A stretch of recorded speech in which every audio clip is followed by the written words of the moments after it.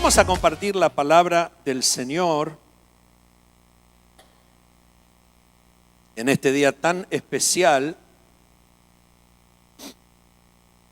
Yo estoy tranquilo. ¿Saben? Ahora que me confirmaron que no hay infierno, estoy tranquilo. Sé que a lo sumo mi alma va a desaparecer en la nada. Bueno, yo no sé si el Papa dijo eso, le entendieron eso o no lo dijo, pero Jesús dijo que había infierno, así que por las dudas, siga al Señor, no sea cosa que lo manden a conocerlo.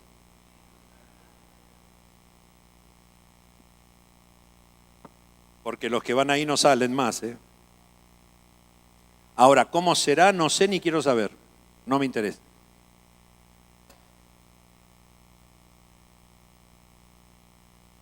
Pero sí me interesa saber cómo es el cielo. Por eso desde la semana que viene vamos a estar compartiendo una serie de mensajes que se llama En la tierra como en el cielo.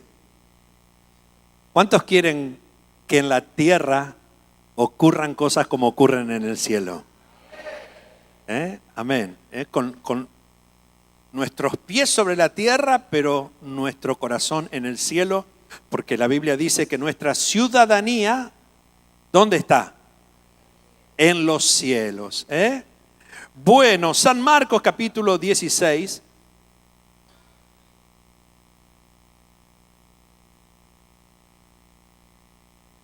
Les recomiendo el boletín, úselo para compartir con otros. Hay un mensaje acerca de defender la vida allí al comienzo del boletín. En estos días que se está hablando de la ley de despenalización del aborto, nosotros tenemos una voz para decir. La semana pasada miles de creyentes manifestaron por las calles. Espero que se nos escuche.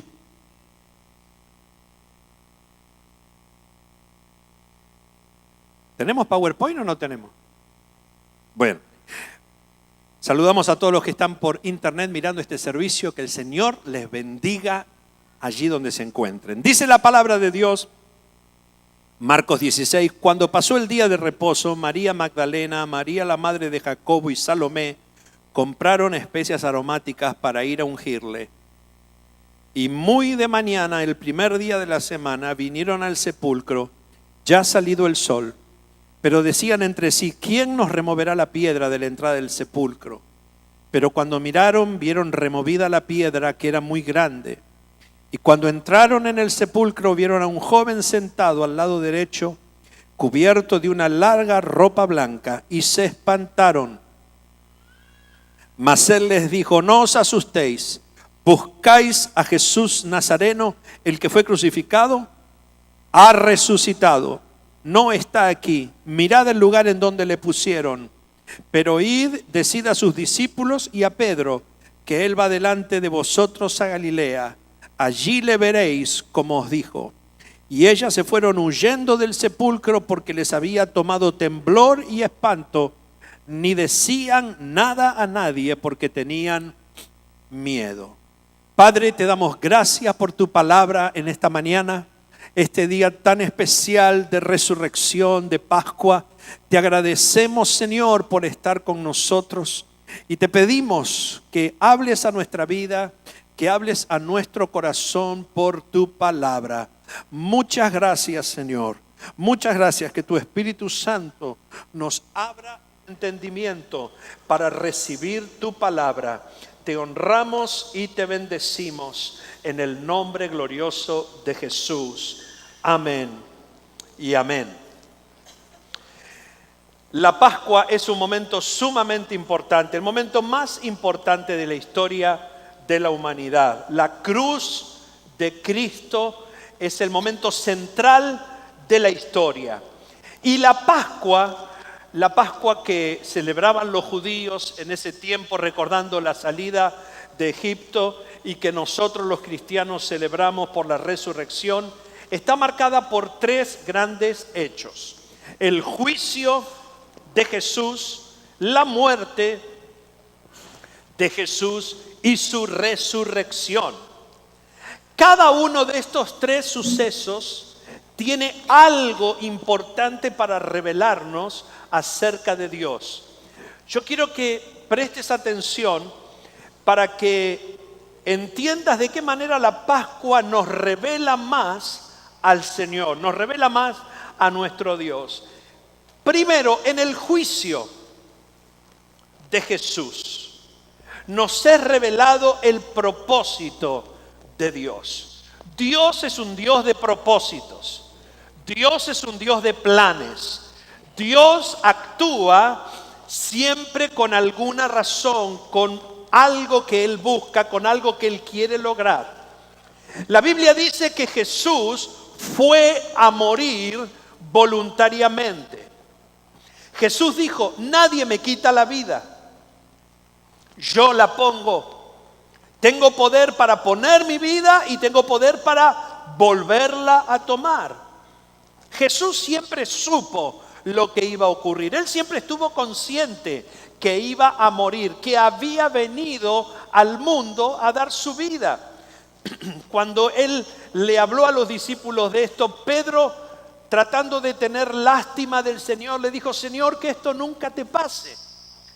Y Jesús le respondió de una manera terminante: quítate delante de mí, Satanás, porque era el diablo que estaba hablando, tratando de evitar que el propósito de Dios se cumpliera. Jesús no vino al mundo a juzgarlo, Jesús vino a salvarlo. Jesús no vino a traer condenación, porque el mundo ya estaba en condenación, vino a traer salvación. Pero quiero que pienses por un minuto en el juicio de Jesús. En estos días en que hay tantos juicios y tantas cuestiones judiciales en nuestra sociedad, y que la justicia a veces nos pone en situaciones de no saber qué creer. El juicio de Jesús fue una completa farsa. El juicio de Jesús fue un completo circo. En un periodo de 8 horas, Jesús pasó por 6 distintos juicios. Escuche bien: 3 judíos y 3 romanos. Todos esos juicios eran ilegales, estaban mal hechos. ¿Por qué? Porque según las leyes judías y romanas, no se podían hacer juicios de noche. Pero se hicieron así, completamente al margen de la ley. Todo fue muy vergonzoso. Ahora, ¿cuál fue la causa por la que Jesús fue juzgado? Jesús no fue juzgado por matar a nadie, o por robar, o por crear alguna rebelión. La causa principal por la que Jesús fue llevado a juicio, que armó todo el lío que se armó, fue que Jesús dijo que era el Hijo de Dios. Eso fue lo que alborotó al pueblo judío y lo que le trajo un gran lío a los romanos. Porque para los judíos era una herejía y para los romanos era un atentado contra la autoridad del emperador, de César.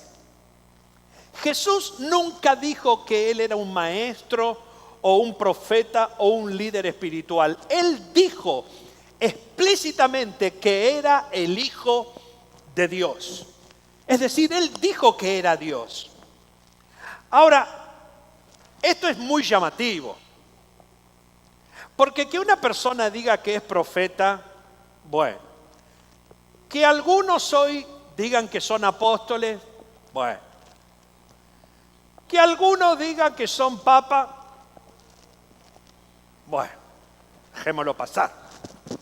Que alguno venga y diga yo soy rabí, está bien. Pero que alguien venga y diga yo soy Dios, ya es otro precio. ¿No? Porque imagínate que yo venga un día y te diga: hermanos, Dios me reveló que soy el Hijo de Dios. ¿Usted qué hace? Se vuelve ateo inmediatamente. ¿Usted qué va a decir? Va a decir, pobre pastor, se ve que la piedra se le fue al... Se le atravesó ahí en el cerebro y quedó...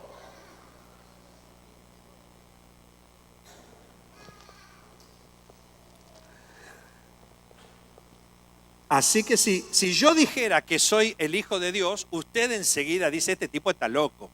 Ante la evidencia de que Jesús dijo que era Dios, había tres opciones. La primera opción es que Jesús era un tonto, un idiota. ¿Cómo va a decir que es el Hijo de Dios? Está loco. La segunda opción es que era un mentiroso, que sabía lo que estaba diciendo y mentía. Era un engañador, un estafador, un aprovechador de la gente. La tercera opción ante esa declaración de Jesús es que lo que Jesús decía era verdad. Que Él en realidad era el Hijo de Dios. Ahora, si Él es el Hijo de Dios, lo único que queda es adorarle y seguirle.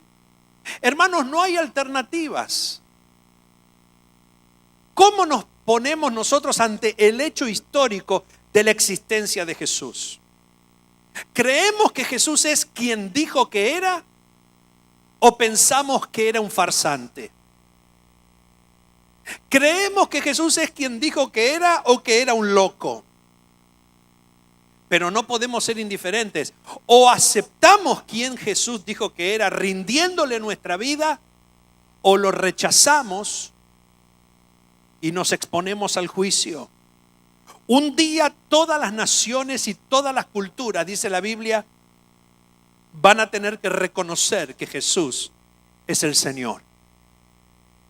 Todos un día se van a postrar delante de Él, los que creyeron y los que no creyeron, y van a tener que decir, Jesucristo es el Señor. Y ese es el propósito de Dios. Jesús vino con un propósito a este mundo. Y yo quiero que sepas que como Jesús vino con un propósito, Dios tiene un propósito con tu vida. Tu vida no es porque sí. Hoy que se habla tanto de este tema de permitir el aborto y de cortar vidas que Dios creó, de cortar vidas que Dios hizo, esas vidas tienen un propósito. Y quien toque a esas vidas se las tendrá que ver con Dios. Va a tener que responderle a Dios por eso. Así que no es solo un asunto moral, es también un asunto espiritual. Es un asunto de derecho humano. Jesús vino al mundo con un propósito definido, salvarnos. Él no vino a instaurar una religión ni un partido político. Él no vino simplemente a liberar a Israel de la opresión romana. No. Él no vino para formar un gran ejército. Él vino como Salvador y murió como Salvador. No murió como mártir. No murió como un pobre hombre que no pudo librarse del castigo. Él fue a la muerte voluntariamente porque sabía que su muerte era necesaria para dar salvación a toda la humanidad, porque en Él fueron cargados todos nuestros pecados. ¿Cuántos entienden esto? ¡Aleluya! El segundo hecho importante de la Pascua es la muerte de Jesús. Así como el juicio de Jesús revela el propósito de Dios, la muerte de Jesús revela el amor de Dios. El amor de Dios. La muerte de Jesús muestra cuánto Dios nos ama, porque de tal manera amó Dios al mundo, que ha dado a su Hijo unigénito, para que todo aquel que en Él cree no se pierda, sino tenga vida eterna. Su muerte nos habla de cuánto fuimos amados por Dios. Hasta dónde pudo llegar Dios para que vos y yo podamos ir al cielo y ser salvos. En el tiempo bíblico, la crucifixión era la pena de muerte más brutal y sanguinaria que existía. El otro día mostraban en la televisión, había un programa que estaban transmitiendo desde Jerusalén y estaban yendo por lo que se llama la vía dolorosa, todo ese camino que el Señor Jesús recorrió con la cruz. Y pensar eso uno se estremece, ¿no?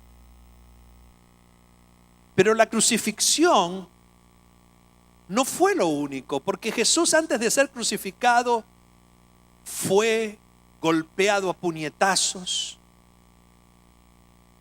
le pusieron una corona de espinas, la Biblia dice que le arrancaron la barba, la Biblia dice que le dieron latigazos. El látigo que usaban los romanos usualmente tenía 9 tiras de cuero, en cuyos extremos había pedazos de hueso o metal. Quiere decir que cuando cada latigazo era aplicado, arrancaba 9 partes de piel, de carne. Y la Biblia enseña que a Jesús le dieron 39 latigazos. Imagínese los cientos de heridas y de marcas que había en su cuerpo. La Biblia dice que el rostro del Señor fue desfigurado. Imagínese si a veces a alguien que le dan una trompada ya le pone el ojo negro. Los romanos trataron a Jesús con mucha saña. Después de toda esa tortura tuvo que cargar una pesada cruz, al punto tal que tuvieron que llamar a un tal Simón de Cirene para que lo ayude porque él no podía.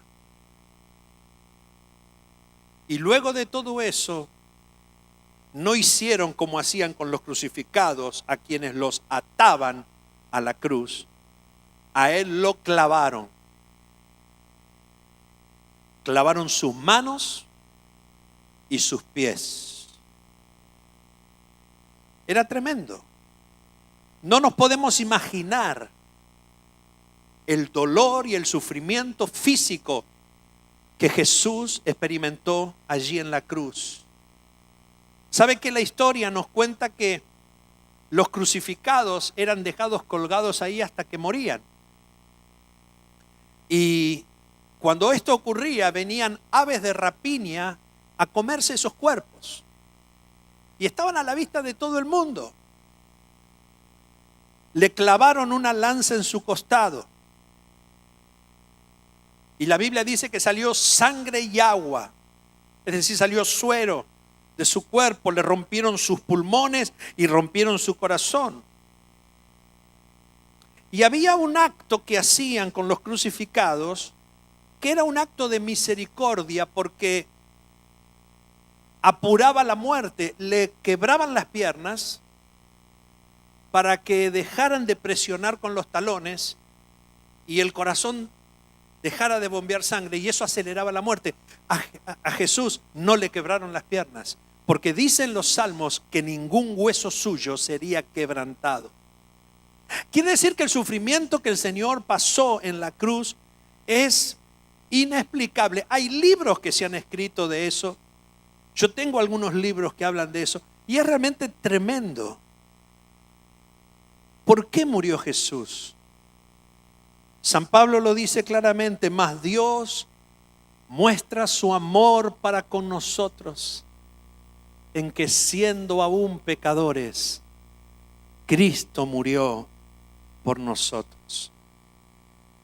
Tal vez alguien muera por alguien bueno, pero morir por alguien malo, y Jesús lo hizo. Murió por mí y murió por vos. Él vino al mundo, vivió una vida impecable y murió en la cruz para pagar el castigo de nuestra paz. Y hermanos, creer en Jesús es la única forma de obtener perdón de pecados y reconciliación con Dios. Creer que ahí en la cruz Él tomó mi lugar, tu lugar. Que esa cruz era para nosotros. Pero como ni siquiera éramos dignos de morir, Él tuvo que hacerlo. Por eso, antes de morir, sus últimas palabras fueron: consumado es. Y la expresión consumado es, en idioma griego, significa está todo pagado. Jesús pagó por todos nuestros pecados, aún por los que todavía no cometiste y yo no cometí, Él ya pagó. ¿Cuántos dan gloria a Dios por eso? Por eso, ¿cómo no voy a vivir libre del temor? Si aunque yo falle, yo sé que Él ha pagado. Y no voy a abusar de su gracia. Voy a descansar en Él y voy a confiar en Él. Quiero honrarle y quiero vivir para Él. Pero si en algo fallo, si en algo me equivoco, si en algo tropiezo, yo sé que su amor y su misericordia me van a levantar. Porque Él ya pagó todo. El pago para que vos y yo podamos ir al cielo. Y nuestra salvación está segura. Si alguien me pregunta, ¿estás seguro de su salvación? Claro que estoy seguro. Y si me dice, ¿cómo puedo estar seguro? ¿Sabes por qué estoy seguro? Porque el que pagó por mí es 100% confiable. No es por mí que estoy seguro, es por Él que estoy seguro. Por Él que es mi Salvador, Él que murió por mí, Él que pagó por mis pecados, mi Redentor, mi amado Jesús. Por eso la Pascua te revela el propósito de Dios, el amor de Dios, y la resurrección de Jesús nos revela el poder de Dios. ¿Cuántos saben que Dios es poderoso? ¿Cuántos saben que Dios es poderoso? Que nuestro Dios es grande. Cuando el Señor muere en la cruz, para muchos todo había terminado.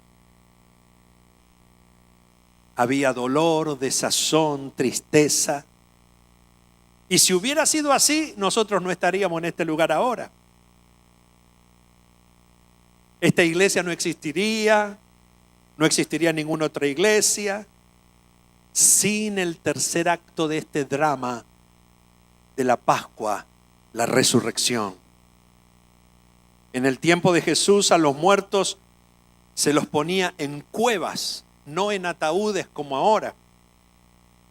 Y la entrada se cerraba con una piedra grande.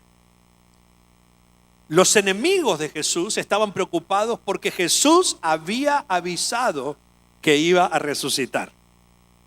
Él había dicho, destruyan este templo y en 3 días lo levantaré. Así que no solo pusieron la piedra para tapar el sepulcro, sino que la sellaron y pusieron una guardia de soldados romanos para custodiar. Imagínense, una guardia de soldados para custodiar a un muerto. Tremendo, ¿eh? Lo que hace el temor, lo que hace el miedo. Claro, porque ellos pensaban, esto dice la Biblia, que entre los judíos se corrió una voz de que iban a venir a robar el cuerpo y después a decir que como había desaparecido el cuerpo, había resucitado. Entonces, no es que ellos creían que iba a resucitar. Tal vez algunos decían, a ver si te resucita todavía. Pero lo que más temían era que se robaran el cuerpo del Señor. Así que trataron por todos los medios de impedir lo que no se podía impedir. Era imposible. Ni con piedra, ni con guardia, ni con nada pudieron impedir que el Señor se levantara de la tumba. Y Él salió victorioso. Y durante 40 días caminó por las calles de Jerusalén. Y todo tipo de personas lo vieron y estuvo con ellos. Por eso la historia dice que más de la mitad, escuche, más de la mitad de la población de Jerusalén se convirtió a Cristo inmediatamente después de la resurrección. Se cree que en ese momento Jerusalén tenía una población de 250,000 personas. Los historiadores dicen que cerca de 125,000 eran creyentes en Cristo. Imagínense cómo estarían los rabinos desesperados. Los soldados romanos le habían dicho durante la crucifixión: si sos hijo de Dios, bájate de esa cruz. Jesús dijo: tengo un plan mejor. No me voy a bajar de la cruz. Dejo que me crucifiquen, dejo que me maten, y al tercer día me levanto de entre los muertos por el poder del Espíritu Santo. Dios siempre tiene un plan mejor. Dios siempre tiene un plan mejor. Algo más espectacular. Y hermano querido, hermana querida, en este día de resurrección quiero decirte que el mismo poder que levantó a Jesús de entre los muertos está a nuestro alcance. Ese poder, el poder del Espíritu Santo que vimos el domingo pasado en testimonios preciosos, testimonio de sanidad, de restauración, es el mismo poder, dice San Pablo, que hoy nos vivifica, que hoy nos da vida, que hoy nos sana, que hoy responde a nuestra necesidad. El mismo poder que levantó a Jesús te quiere levantar a vos. Y si estás en alguna situación dolorosa, quiero decirte que Dios es especialista en transformar toda crucifixión en una resurrección. Si te sentís perdido, si te sentís abandonado, si te sentís derrotado, yo quiero que sepas que Dios tiene la última palabra. Y esa palabra será una palabra de victoria, una palabra de restauración, una palabra de sanidad, una palabra de provisión, una palabra de sabiduría para tu vida. Por eso, ¿cómo responder a la grandeza del amor de Dios? ¿Cómo responder a lo que el Señor hizo por nosotros? Lo primero es que deberíamos amar a Dios con todo nuestro corazón. Aunque Él no hubiera hecho nada más por nosotros, con lo que ya hizo, nos tendría que bastar para siempre para amarle. La Biblia dice que nosotros le amamos a Él porque Él nos amó primero. ¿Cuántos aman a Dios?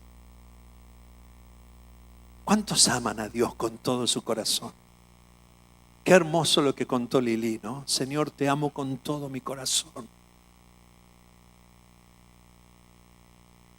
No siempre respondemos así en el momento de dolor, de prueba, de crisis. Pero ese amor de Dios debe estar presente en nosotros cada día. La primera respuesta al amor de Dios es amar a Dios. La segunda respuesta al amor de Dios debería ser odiar el pecado. ¿Por qué? Porque fue el pecado el que llevó a Jesús a la cruz. Mis pecados y tus pecados.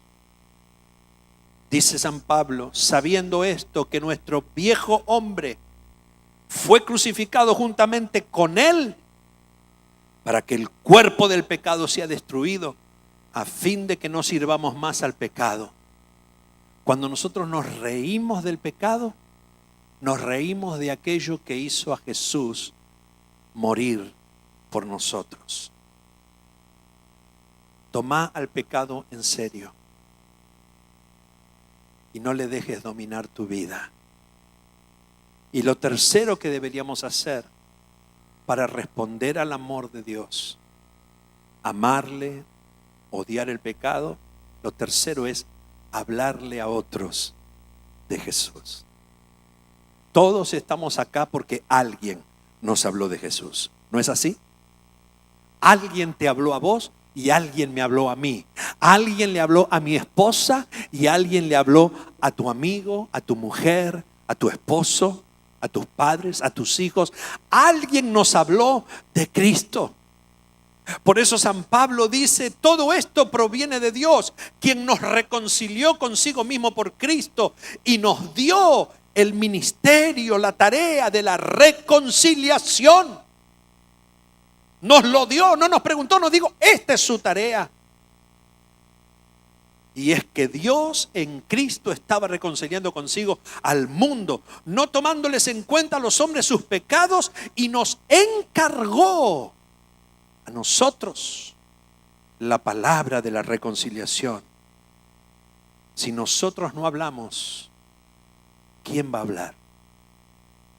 Si nosotros no testificamos, ¿quién va a testificar? Vemos gente que testifica por causas vergonzosas y vergonzantes,